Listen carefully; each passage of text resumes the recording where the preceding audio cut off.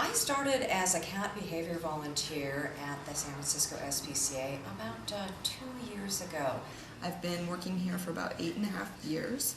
I've been a volunteer at the SPCA since April. I'm 83 years old and I've been volunteering at the SPCA for going on 13 or maybe even 14 years. It's been a long time. I started volunteering here about 8,646 days ago.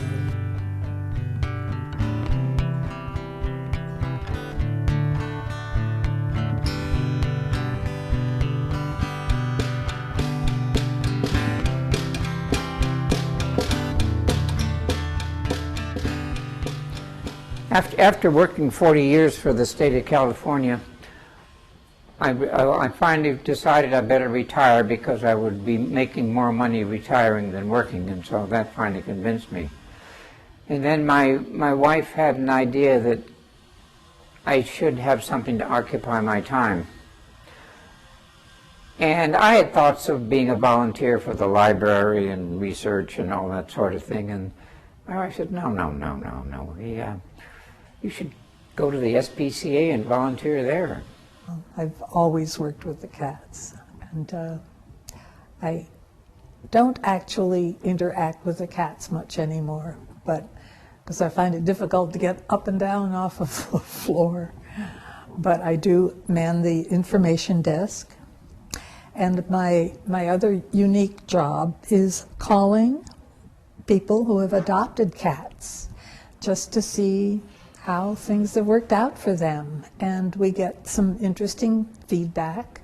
I, of course, talk to a lot of answering machines, but we do invite people to call back, and they do. And most of the time, people say the cat is absolutely wonderful, the best cat I've ever had, and we feel really, really that we do a very good job. One of my most memorable memories is working in animal-assisted therapy, where I took a, believe it or not, a boa constrictor to Kaiser Permanente to visit some kids.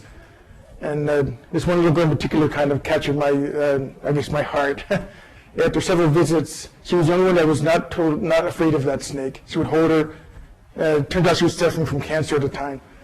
And then after about several visits, I went on one visit and I found that she had passed away. And her mother gave me a nice note saying that she cherished all the visits. She talked for days about Bessie the snake, and she just wanted to thank me for all the visits and bringing the snake to see her little girl. And then there's several other memories I can think of, but that's my most vivid one. For the shelter volunteer program, we have a lot of people wanting to volunteer, and so we're constantly holding orientations for all volunteers. Most of them who come to the orientations do want to do shelter volunteering, which is great. So I'll have people starting out a lot throughout the month. I have them do a small intro with me, and then they move on and work on their volunteering. So.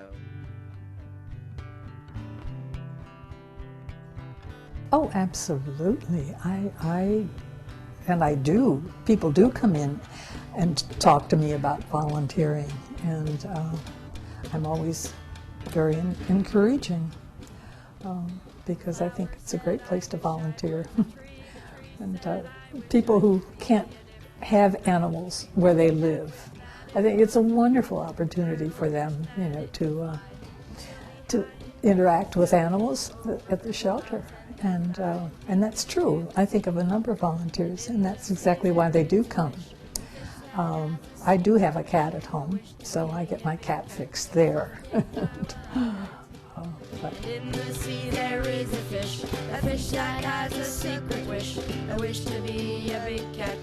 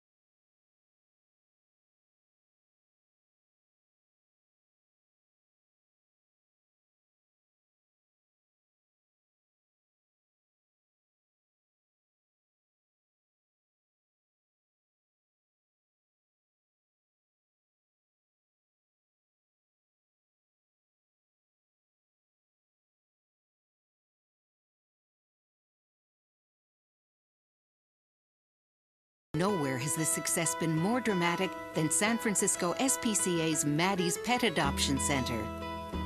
In one of the most beautifully designed environments of its kind in the world, Maddie's Center brings people and animals